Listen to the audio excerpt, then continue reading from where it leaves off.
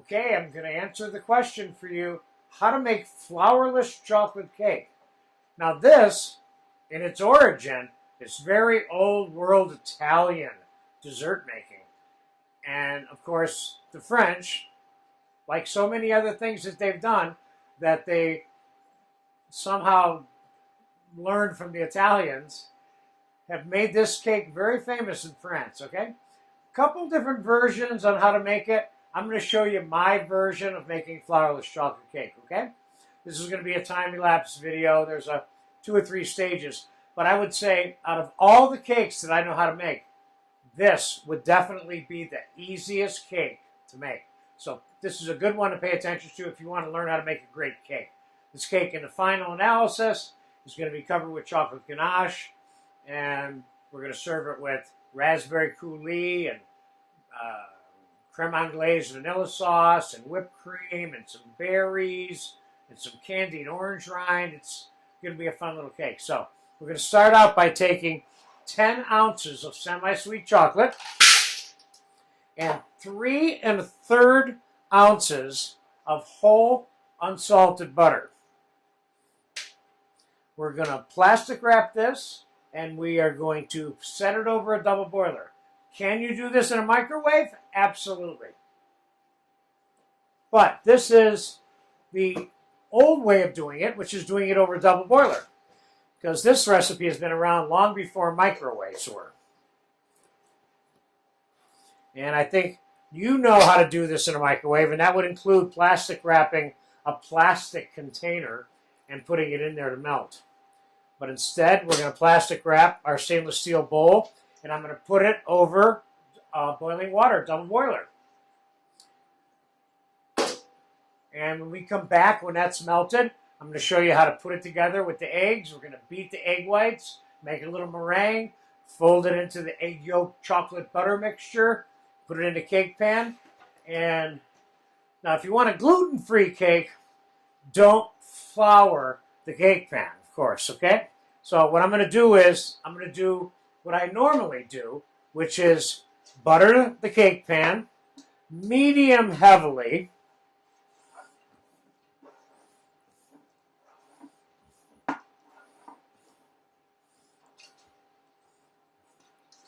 you don't want your cake getting stuck after you do the work that you're going to have to do to get this cake done.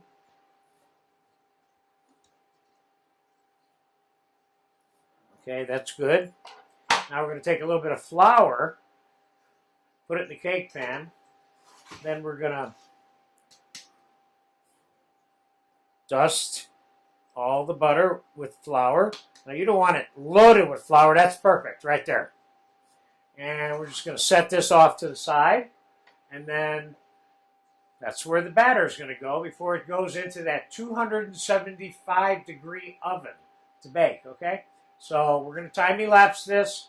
When the chocolate and the butter is melted, I'll come back and we'll assemble, put it all together, and get it in the oven. So I'll be back in 10 minutes, give or take. Okay, I'm going to answer the question for you. The finishing of the flourless chocolate cake, which is the bulk, the essence of making this cake. All we've done so far is we have the butter and the chocolate melted up there. Now I'm going to separate the eggs. First, we're going to bring that chocolate over here. Took the plastic wrap off of it. So there's your melted chocolate and butter. We're going to put 7 egg whites in the KitchenAid bowl with the whip attached. We're going to put the egg yolks directly in here.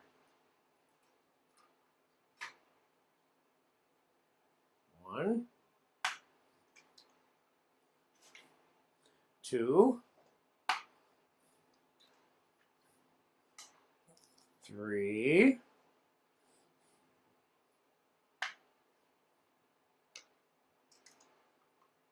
4, 5, 6, 7. Obviously, your fingers are a great egg separator. Okay, so let's get this started. We're going to start whipping this on high speed. And ultimately, we're going to be adding 1/3 of a cup of granulated sugar to these egg whites when they get beaten stiff but not dry, still with soft peaks. So let's get the egg yolk mixed into the chocolate here. You want to make sure that your chocolate stays wet and fluid, so you don't want this sitting around for 10 minutes after it comes off the double boiler. You want to take it off, get your eggs in it, get it whipped, get it mixed together while it's still soft, okay? We got our pan already buttered and floured. I got the oven preheated to 275 degrees. And how long does it take to bake this cake in the oven? I would say 35 to 45 minutes. You can bake it on 300, 3 1/4. I bake it on 275 because I want a soft, what I would call a Duncan Hines spongy texture. This cake is made 2 different ways. It's made the way I'm making it with the soft spongy, or sometimes Grand Marnier is added directly to this mixture, and this cake is baked at a slightly higher temperature for a slightly longer period of time, and it's like a brownie. We're not making that version of this cake. So the egg white, I would like to show you before I add the sugar to it, is stiff, hanging. It's hanging on there. You see there? I'm going to add the sugar to it now, all at once. I have 1/3 of a cup of granulated sugar. There it is. Beat it for 10 to 15 more seconds. It's done right now.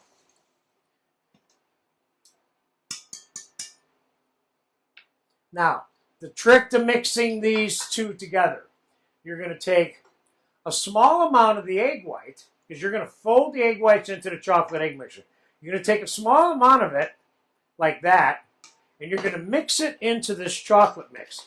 The reason you're doing this is you want to get this mixture as close to the texture as this as you can, because the closer these two textures are, the faster you'll be able to fold it. And what you don't want to do is you don't want to fold it more than it needs to be folded, because what ends up happening is you end up beating the air out of this by overfolding it, okay? So that we're adjusting the textures of the chocolate so that it's easier to fold, okay? Now, the folding process, real basic. In the middle, all the way to the side, then all the way over. Middle, all the way over. Middle, all the way over. Sometimes you can do a little bit of this also to get it started. You can also fold it with a whisk. But I don't normally do that, but you can do it. I have done it. And I've seen other cooks do it. So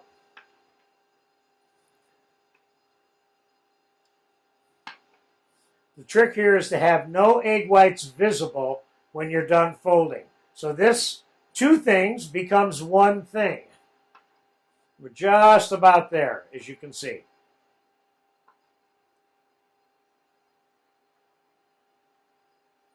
Okay, there you have it. I'm going to stop folding right there, because I don't want to push any of the air out of it. The air is important, because what this really is, this is a chocolate souffle that we're putting into a pan, and we're making it as a cake, and then it's going to collapse. The souffle will. Now, if you want to make this dessert in an actual souffle mold that's lined with sugar and butter and has a paper collar or an aluminum foil collar on it to make a hot chocolate souffle, you could use this formula right here to make a hot chocolate souffle. This is a chocolate souffle cake. By definition, the addition of the egg white with the chocolate and the egg yolks makes this a souffle. Okay? Now, there's your cake. I'm going to pop it into 275-degree oven. This is going to be time-elapsed for 30 to 40 minutes, give or take. Okay? In the oven it goes. Directly on the rack, not on a cake pan or a half-sheet pan or a cookie sheet or anything like that. Okay, so there you go. That's the bulk of the project.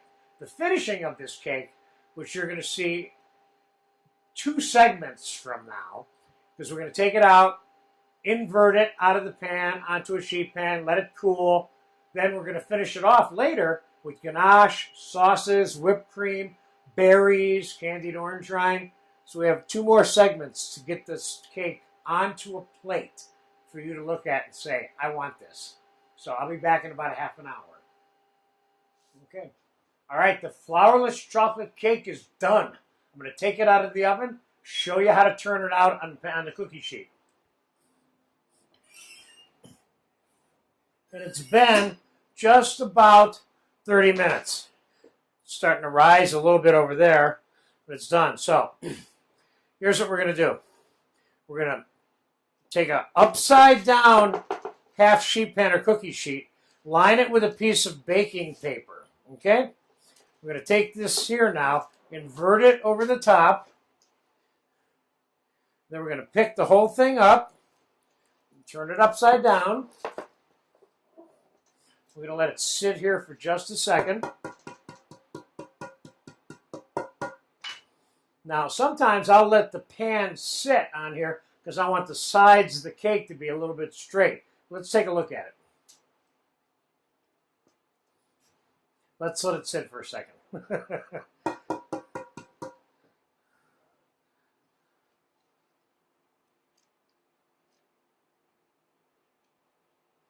There we go. Notice how that cake came out very nicely. Looks good. And we're going to let this cool. And that's going to be, I don't know, probably an hour. We're going to time-elapse the completion and the plating of a portion of this. And we're also going to decorate a little bit the whole cake before we cut a slice out and put it on a plate and kind of finish it off for you. So for right now, we're going to let it cool. Later, after it cools, we're going to invert it again, take the paper off, cover it with the ganache, and it's going to be ready to slice. So I'll be back in about an hour with a cooled cake ready to finish it off. Okay, it's time to finish this chocolate cake off. It is cooled off. I got a little cake stand here. We're going to do this all in one take. We're going to make some whipped cream, put the ganache on the cake, slice it, get it on a plate, and finish it off as if we were going to serve it to somebody, okay? So let's start by inverting the cake onto the cake platter, cake stand rather.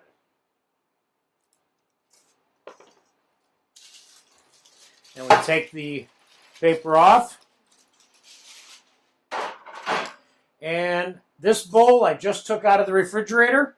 We're going to start the whipped cream before I put the ganache on here, so it's whipping, and we'll bring it all together at one time. So I have a cold whip, I have a cold bowl, and I have some fresh whipped cream. Now, fresh cream ready to whip, which is right here. Now, you make whatever amount you need. I'm going to put the minimum amount that this machine can do and still whip. Okay, I got 1.5 cups in there.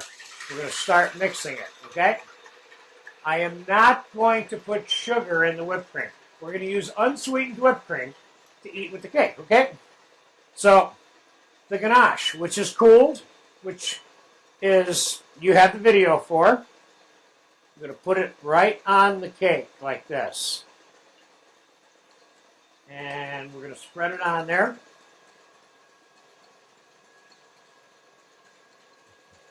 This is very home style, the way we're decorating this now, too, don't forget. Until we get to actually putting it on a dinner plate, then it's not going to be home style anymore. But in terms of setting it up at your house prior to the dinner, this would be one way of doing it. And if you had a cake stand maybe a little larger than this one, you could put some fruit and strawberries around the sides of it. But for right now, we're just going to get the ganache on it. I like to decorate like this. This is, first of all, it requires no skill, and it looks so nice and homemade. There you have it, right there, okay? Whipped cream is very close to being done. And we're going to put a plate here.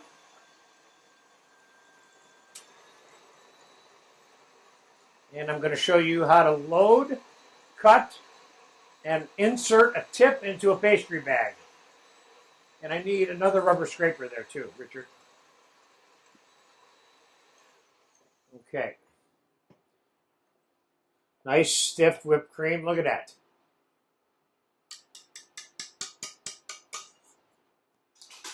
And thank you, sir.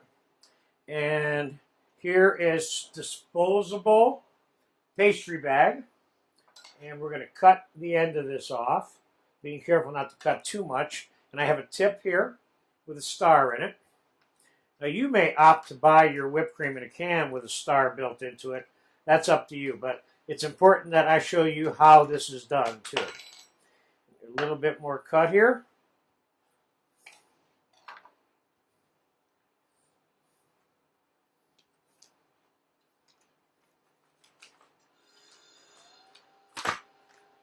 There you go, it's in there. Now, before I load that, we're going to get the piece of chocolate cake on the plate, okay? So let's cut ourselves a piece of cake.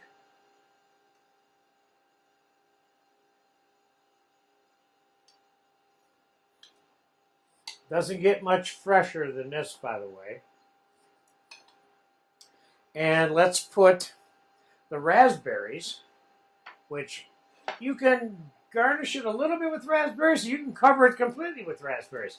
I'm going to cover it completely with raspberries because I like that. And I got to tell you, it's one of the nicest ways to eat this cake.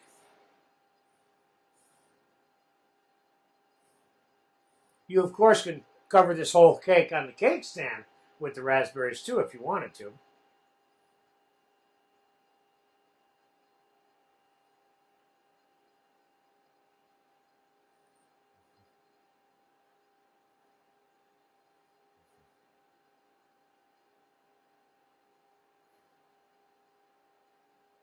I think we got a piece of chocolate cake there with raspberries now.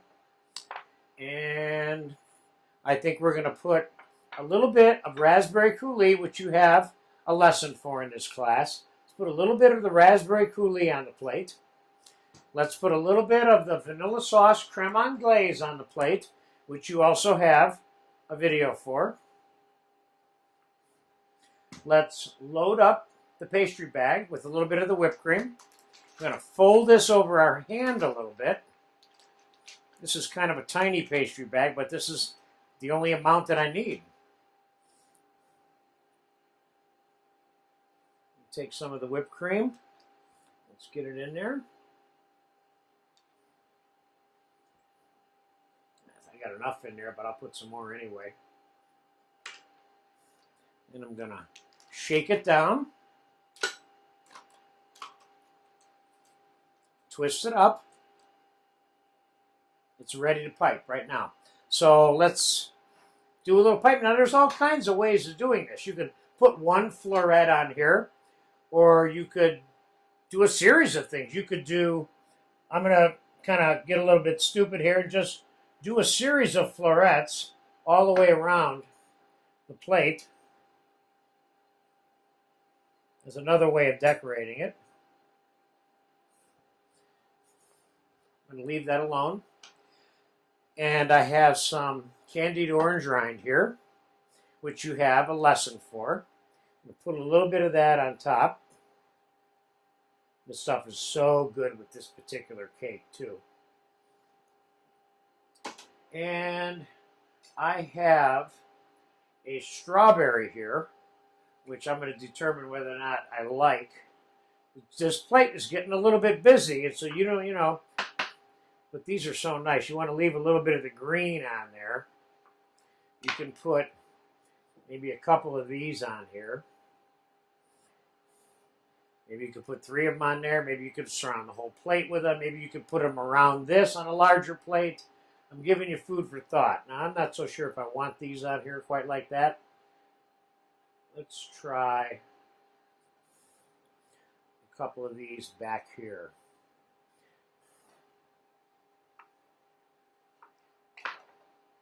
Let's try a couple of these back here like this, so they're not so pronounced on the front end of this plate, okay?